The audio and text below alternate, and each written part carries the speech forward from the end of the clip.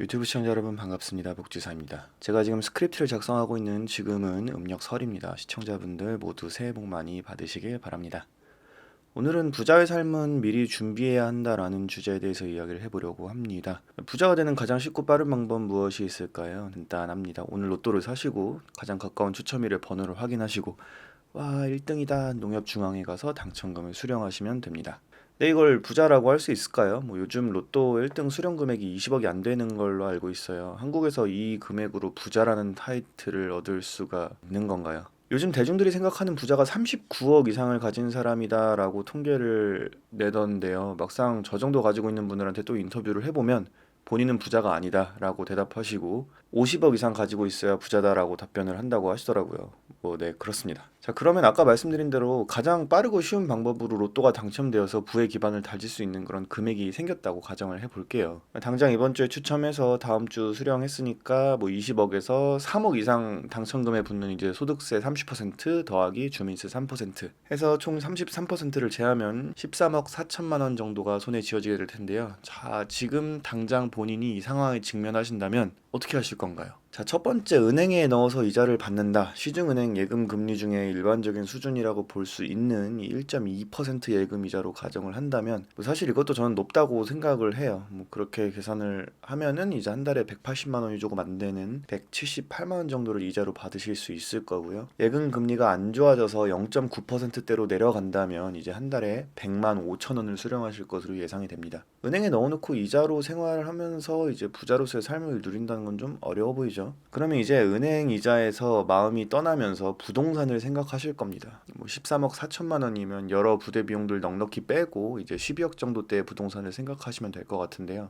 일단 저번 1216 대책 이후로 10억 이상의 아파트를 사려면 12억 외에도 추가적으로 3억의 현금을 들고 계셔야 합니다. 고가의 아파트가 투기에 이용되고 있다고 판단을 해서 이제 정부가 LTV를 아예 0%가 대출을 불가하게 해놨죠. 그렇기 때문에 이제 내가 아무리 12억이나 가지고 있다고 하더라도 대출을 받을 수가 없어서 15억짜리 집은 살 수가 없게 되는 거죠. 그럼 말 그대로 사용할 수 있는 최대치인 12억짜리 부동산을 매수한다고 하면 여러분들은 집을 깔고 살게 되는 거죠. 생계에 필요한 생활비가 없습니다. 그렇게 되면 이 집은 내 집이 아니죠. 누군가에게 월세를 줘야 할 텐데요. 이 월세가 만족스러운 수준으로 들어올 수 있을까요? 은행 예적금보다는 괜찮을지도 모르겠지만 각자 판단이 다를 수 있을 것으로 보입니다. 경제학적으로 접근해 보았을 때 재산이라는 것은 세 가지로 정리가 된다고 해요. 현금 흐름, 자산, 토지 이렇게 세 가지인데요. 여러분들이 13억 4천만 원을 들고 있으면 사실 저 중에는 현금 흐름 하나만 가지고 계신 거죠. 부자라고 할 수는 없을 것 같습니다. 그래서 부자의 삶을 위해서 저 세 가지를 모두 충족할 수 있게 미리미리 준비를 해 두어야 한다고 저는 생각을 합니다. 현금 흐름은 사업이나 직장에서 얻으실 수 있을 것이고 자산은 실물 자산으로는 금은 달러 그리고 저희 구독자분들의 경우는 암호화 자산을 포함을 할 수 있을 것이라고 보고요.